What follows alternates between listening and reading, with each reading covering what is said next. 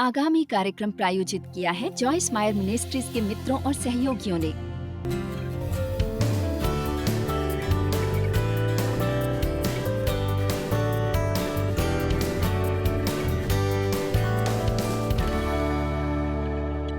एक कुरिन्थियों 10:33। जैसा मैं भी, पौलुस प्रेरित कह रहे हैं, जैसा मैं भी प्रसन्न। ये शब्द प्रयास करना हो सकता है, सचमुच प्रयास करना। सब बातों में सबको प्रसन्न रखता हूँ, अन्य लोगों की इच्छाओं और पसंद को अहमियत देता हूँ, अनुकूलनीय बनता हूँ और अपना नहीं, परंतु बहुतों का लाभ ढूंढता हूँ कि वे उद्धार पाएं। पौलुस ने कहा, मैं बहुत यत्न करता हूँ कि मुझ में अभिमान न हो। पौलुस कह रहे हैं, और मैं स्वार्थी और आत्म केंद्रित होकर ये न सोचूं कि हमेशा सब मेरी मर्जी से होना चाहिए। यदि किसी की राय मुझसे नहीं मिलती, मैं उसे बहुत तूल नहीं देता, मैं उन्हें उनकी राय रखने देता हूं।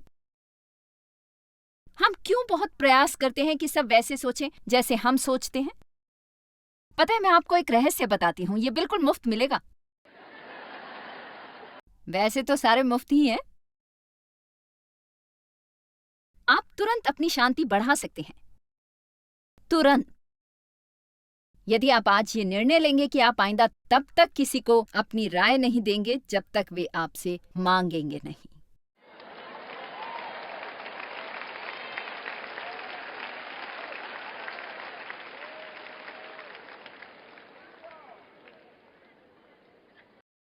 मैं भी ऐसी मनुष्य हुआ करती थी, बातचीत में बहुत व्यग्र होती कि कोई सांस ले ताकि मैं बातचीत पर नियंत्रण कर लूं और उन्हें बताऊं कि मैं क्या सोचती हूं। मैं बताती हूं मेरे विचार से। हम कब समझेंगे कि हम इतना नहीं जानते कि किसी को अपने विचार बता सकें?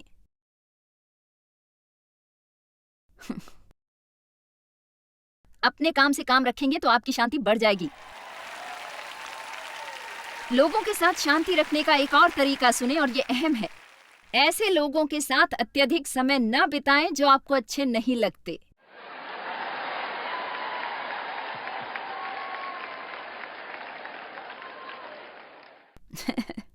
मुझे विश्वास है कि परमेश्वर के हुक्म अनुसार मुझे सभी से प्रेम करना है,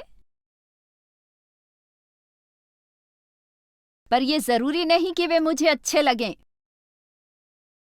मेरा मतलब, कुछ लोग होते हैं जिनके साथ रहना आपके लिए सही नहीं होता दूसरों के मुकाबले। मैं सच कहूं, मैं ऐसे लोगों को जानती हूं जिनके साथ मैं एक बार भोजन भी नहीं करना चाहती, परंतु यदि मुझे पता चले कि उन्हें कोई समस्या है और मैं उसमें उनकी मदद कर सकती हूं, तो मैं उनकी मदद करूंगी। उनकी मदद के लिए बलिदान करूंगी, मैं उनके लिए प्रार्थना करूंगी। पर वो हमारे लिए उत्तम संबंध नहीं कि हम एक साथ बहुत समय बिताएं। आपको सभी का करीबी मित्र नहीं बनना है। दरअसल यही बाइबल नीति वचन में यही कहती है, आपके पांव हमेशा आपके पड़ोसियों के घरों में नहीं होने चाहिए।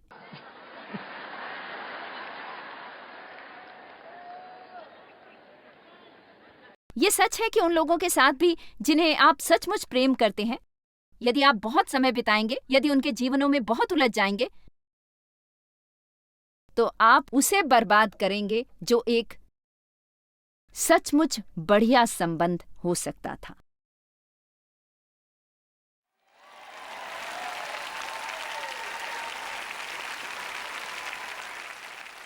आपको लोगों के बारे में सब कुछ जानना जरूरी नहीं है।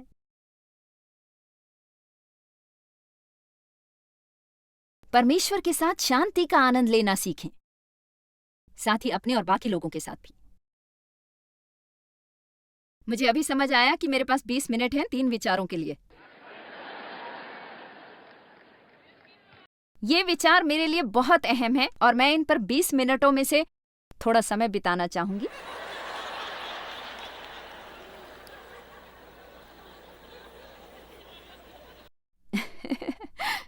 मेरी मदद करें यीशु। वर्तमान में जिए।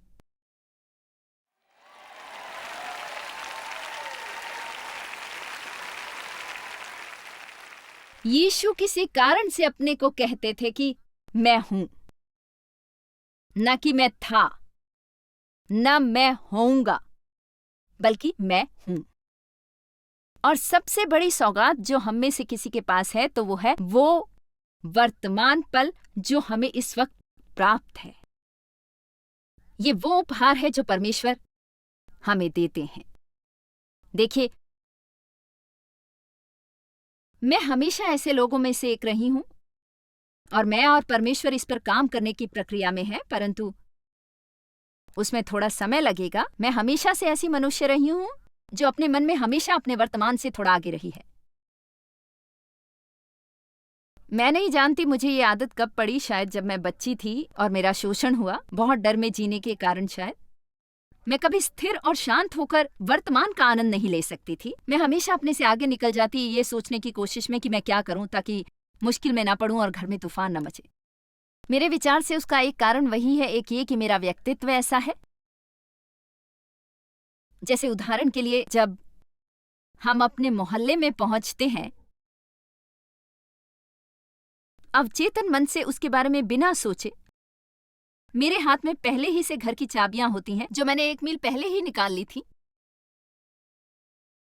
पर जब मैं सीट बेल्ट निकालती हूं और वो बेल्ट मेरी बगल में लटकने लगती है और डेव कहते हैं, या फिर मेरी बेटी जो कभी कभार गाड़ी चलाती है, पूछती है, मम्मी आप अभी घर नहीं पहुंची, घर पहुंचने तक सीट बेल्ट मत खोलिए। पर अपने मन में मैं पहले ही घर का मुख्य द्वार खोल रही होती हूँ, क्योंकि मैं मन में अपने दांतों पर ब्रश कर रही होती हूँ, बालों में कंघी करने की सोच रही होती हूँ, हर अगले काम के बारे में सोच रही होती हूँ। मैं बताना चाहती हूँ, मैं वहां रहने के लिए दृढ़ हूं जहां मैं हूं। मैं दृढ़ हूं कि मैं जो भी करूंगी पूरे जी जान और मन से करूंगी जो मैं कर रही हूं। बाइबल सभोपदेशक में कहती है, जो भी करो पूरे मन से करो। आपका शरीर चाहे जहां भी हो, आप वहां होते हैं जहां आपका मन होता है।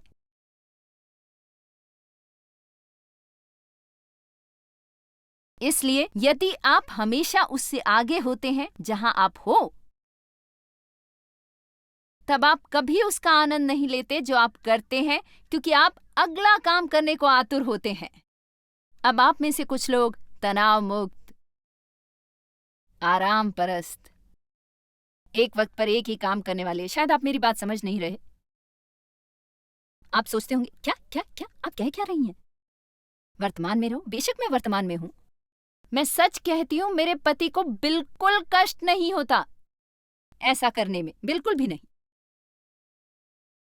कभी कभार, ओ अच्छा चलो बात करें।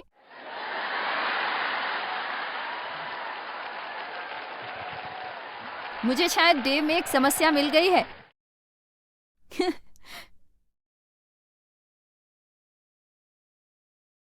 कितने समझ रहे हैं मैं क्या कह रही हूं? आपकी ऐसा करने की प्रवृत्ति है, यानी हम में से ज्यादातर की। इसका बड़ा कारण है वो दुनिया जिसमें हम रहते हैं, जिसमें एक पागलपन है, जिसका कारण है, मुझे पता है तकनीक बढ़िया होती है, पर कई बार वो आपको पागल बना देती है।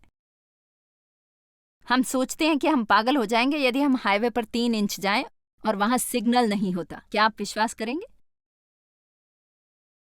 और कोई सोचेगा, उन्हें हाईवे पर सिग्नल की कोई समस्या नहीं होगी, ऐसा कैसे हो सकता है, ये तो बस ऐसे ही बस।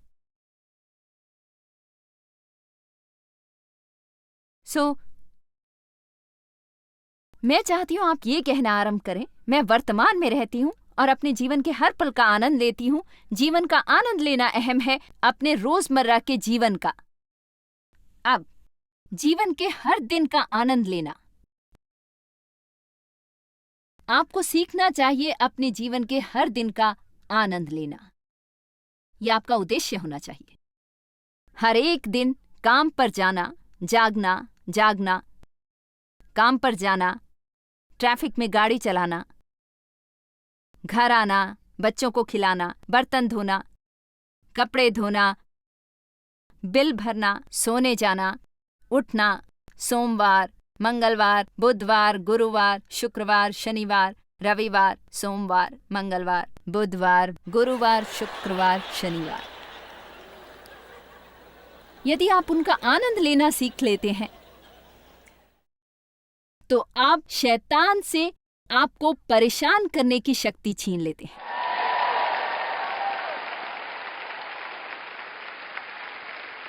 और मैं वैसा करने का तरीका बताती हूँ। हर काम ऐसे करें जैसे आप उसे प्रभु के लिए कर रहे हैं, फिर आप उसका आनंद ले सकते हैं, क्योंकि ये आप उनके लिए, उनके साथ, उनकी कृपा से, उनके द्वारा करते हैं सब कुछ। दफ्तर में केवल वेतन पाने के लिए न जाएं। यदि आप अपने काम से प्रसन्न नहीं हैं, तो दूसरी नौकरी ढूंढें। ऐसा कोई काम ढूंढें जो आपको करना प्यारा हो, क्योंकि आप अपने जीवन का बहुत बड़ा हिस्सा काम करते बिताते हैं। सो उससे प्रेम करें। मुझे ट्रैफिक से घृणा है, नौकरी से घृणा है, नफरत है। किसी से घृणा ना करें, किसी से नफरत ना करें, सिवाय पाप, दुष्टता और बुराई के। चीजों से प्रेम करना सीखें। मुझे अपने जीवन से प्रेम है। हर रोज कहें, मुझे अपने जीवन से प्रेम है। जीवन से।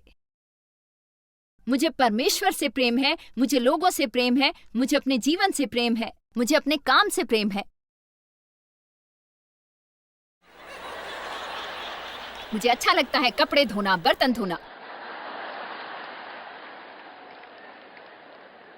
आपको वैसे भी वो करने ही होंगे, नफरत करके क्या फायदा? इस पर गौर करें। मैं एक विजेता से बढ़कर हूं। मैं खुशी से ये बर्तन धो सकती हूं।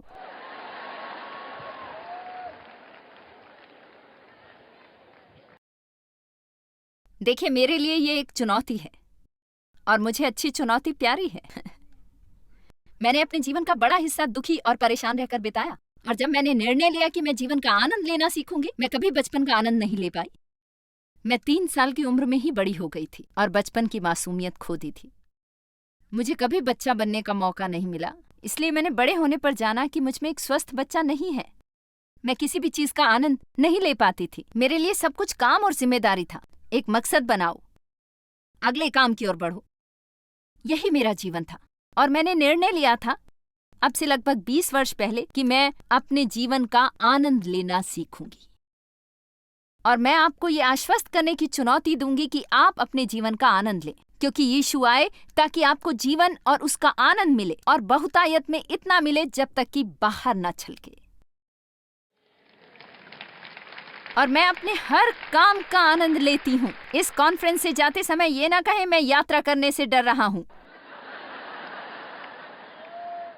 इसे अपने मन में प्रवेश भी न करने दें। अपने मन में इस विचार को आने न दें।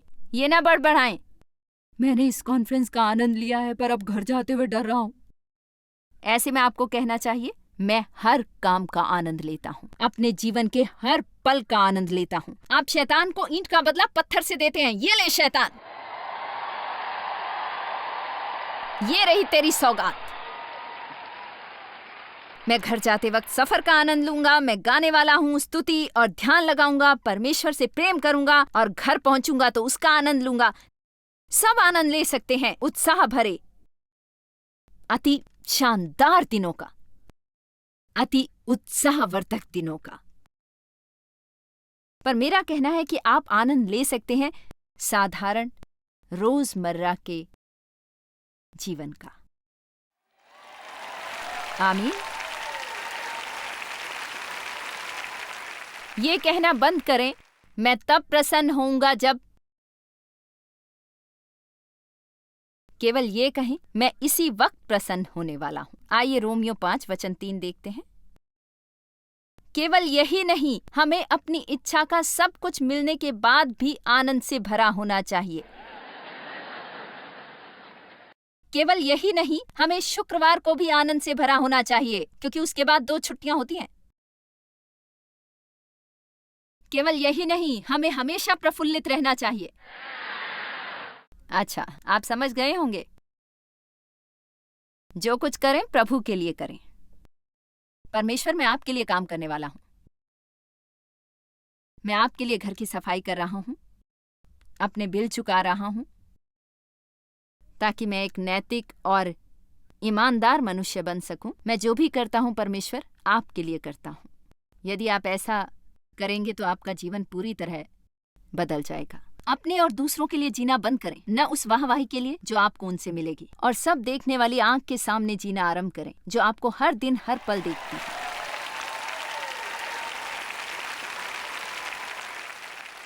गिनती 11। मैं अनुशासित और संयमी हूं। मुझे सीमाओं में स्वतंत्रता है। मैं हर चीज का संतुलन में आनंद लेता हूं। मैं अनुशासित हूं और संयमी भी हूं। कभी ये ना कहें मुझसे इस पक्ष में अपने पर नियंत्रण नहीं होता। कभी ऐसा ना कहें, पता है यदि मैं बर्फी देखता हूं तो कम से कम दर्जन खाता हूं। मुझ में अनुशासन और आत्म संयम है। अब मुझे भिन्न भिन्न पक्षों में अपने को अनुशासित करना प्यारा है। मेरा अपने मकसद पर ध्यान रहता है और इसीलिए मेरे आत्मिक मकसद हैं। मेरा लगभग जीवन के हर दिन के लिए एक मकसद होता है, कुछ छोटे और कुछ बड़े मकसद।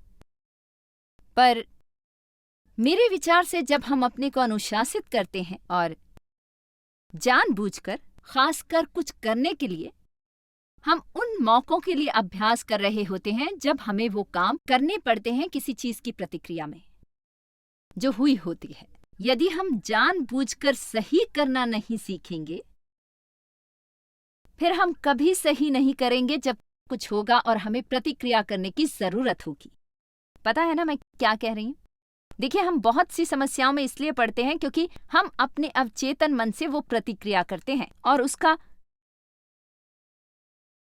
इतना नवीनीकरण करना चाहिए जहां उसमें बहुत सी अच्छी चीजें भरी हों, ताकि जब ऐसा कुछ हो जो आप पर दबाव डाले तो गलत जानकारी के भंडार में से प्रतिक्रिया करने की बजाय आप अच्छी जानकारी में से प्रतिक्रिया करेंगे। मैं किसी बात की चिंता नहीं करता।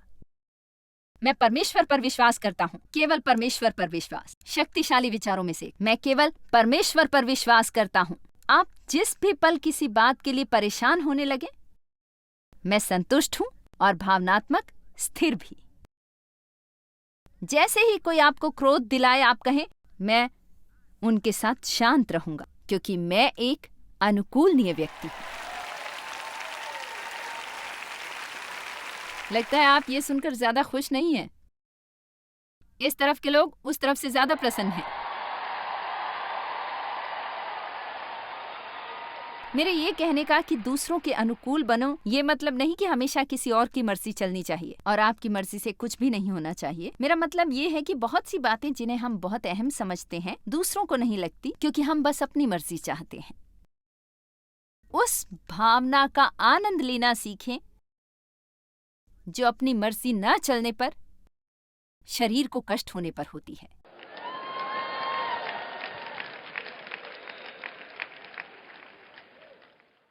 पता है मैं क्यों उसका आनंद ले सकती हूँ? क्योंकि मैं जब भी वो अनुभव करती हूँ तो कह सकती हूँ मैं बढ़ रही हूँ।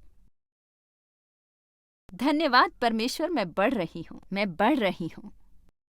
जब पौलुस ने कहा मैंने संतुष्ट रहना सीख लिया है, उन्हें भी कई मौकों पर अपने को अनुशासित करना पड़ता था सही बोलने और करने के लिए, जब उन्हें बिल्कुल वैसा अनुभव नहीं होता था। यदि आप गलत अनुभव होने पर भी सही करने का तरीका नहीं सीखेंगे, आप जीवन में कभी विजयी नहीं हो पाएंगे। सही काम करने का तरीका सीखें और अपने शरीर के विरोध का दिल खोल कर आनंद लें, दिल खोल कर। आपको कहना चाहिए नहीं नहीं नहीं नहीं, ना ना ना ना ना ना ना, और कुछ देर के बाद वो बंद हो जाएगा और आपको वृद्धि का नया स्तर प्राप्त होगा।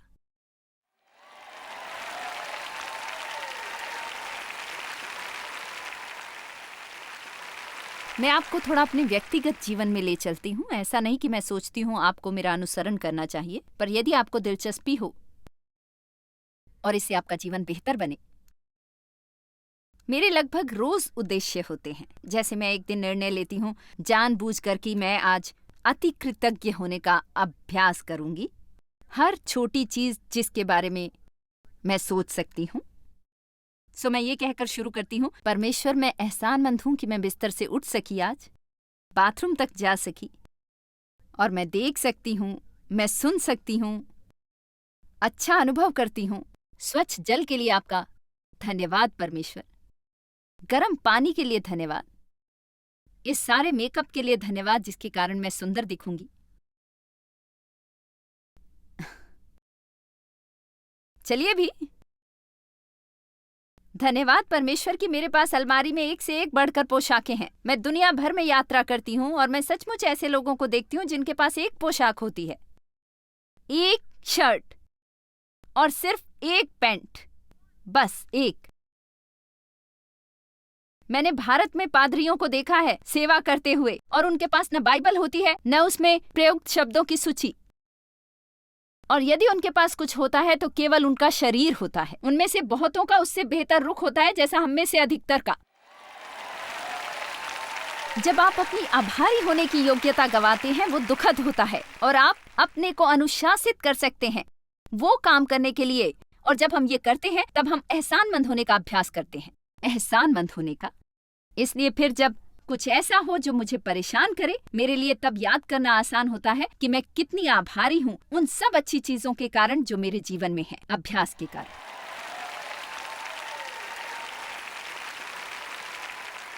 किसी दिन मैं निर्णय लेती हूँ कि उस दिन प्रत्येक व्यक्ति जिससे मैं संपर्क करूंगी, चाहे मैं उसे जानती हूँ या नहीं, मैं उनकी किसी तरीके से प्रशंसा करूंगी।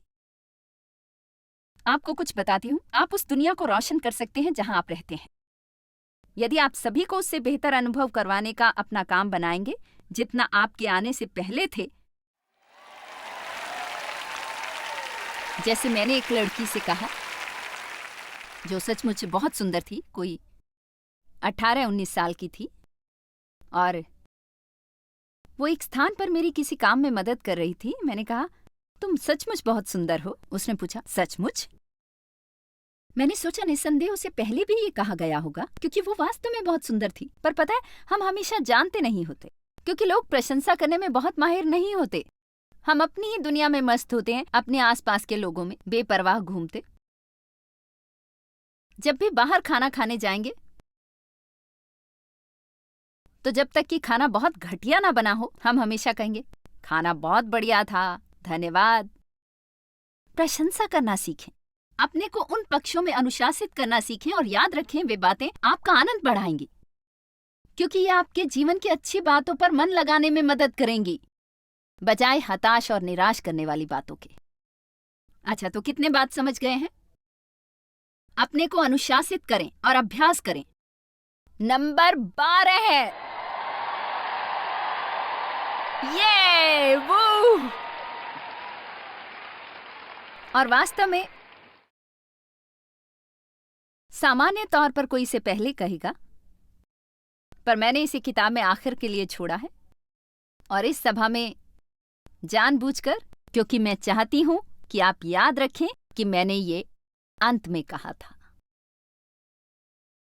12वां शक्तिशाली विचार जिस पर मैं चाहती हूं कि आप ध्यान दें, और मैं चाहती हूं आप उस स्थिति में आएं जहां हर सुबह उठने पर ये सोचें और कहें, और वो ये है कि मैं परमेश्वर को अपने जीवन में हर काम में पहला स्थान देता हूं।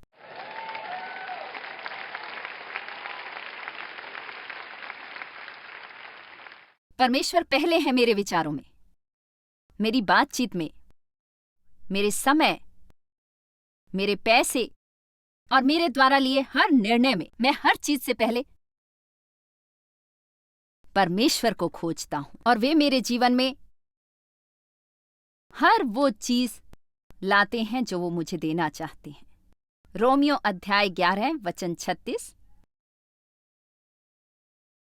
आज हमारा अंतिम वचन है और मुझे ये सचमुच बहुत प्यारा लगता है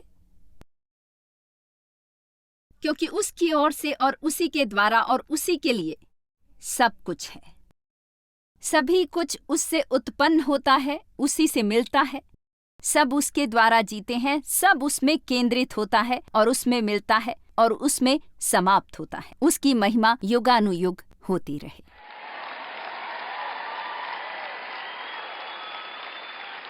इसलिए जब हम हर चीज की तह तक जाते हैं, सबसे अहम यीशु होते हैं। यह आपका सोचने का नया तरीका है। मैं जीवन में जो जरूरी हो यीशु के द्वारा कर सकता हूं। परमेश्वर मुझे बिना शर्तों के प्रेम करते हैं।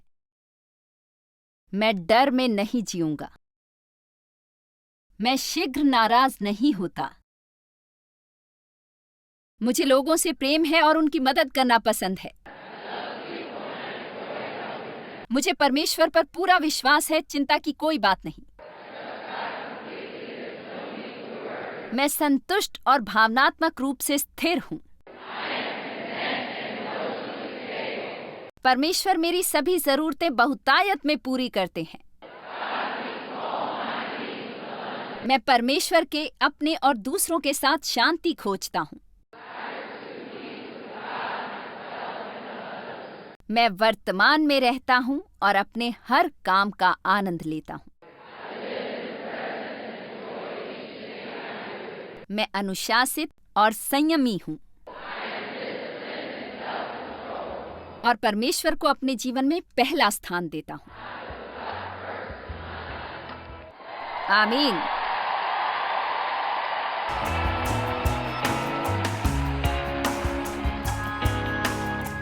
पता है, हमारे वैचारिक जीवन की शक्ति सचमुच आश्चर्यजनक है। हमें हमेशा याद रखना चाहिए कि हम जो सोचते हैं वही हमारे मुंह से निकलता है, हमारे कामों में दिखता है, हमारे रुख से प्रकट होता है। इसलिए हमें आश्वस्त करना चाहिए कि हम वो बातें सोचें जो हमारे जीवन को बेहतर बनाएं और ऐसी बातें नहीं जो हमारे जीवन को बदतर बनाएं। शत्रु को आपके मनों में कूड़ा भरकर उसे अपने से चुराने देने की बजाय वैसे सोचना सीखें जैसे परमेश्वर सोचते हैं, ताकि आप वो जीवन प्राप्त कर सकें। जॉयस मायर मिनिस्ट्रीज में आप हमारे लिए बहुत ही कीमती हैं, जितना कि आप जानते हैं। हम आपकी सराहना करते हैं और इस सेविकाई को दुनिया भर में संभव बनाने के लिए हम अपने दोस्तों और सहभागियों को धन्यवाद देते हैं। हम साथ मिलकर भूखों को खाना खिलाते हैं, गरीबों को कपड़े देते हैं और कई देशों में सुसमाचार बांटते हैं। अपना प्रार्थना निवेदन भेजने के लिए कृपया आज ही संपर्क कीजिए। हमारे स्रोतों के बारे में और भी जानिए। जॉयस की सभाओं की सूची देखिए हमारे साथ सहभागी बनने के लिए, क्योंकि हम दुनिया भर में मसीह के प्रेम को बांटते हैं।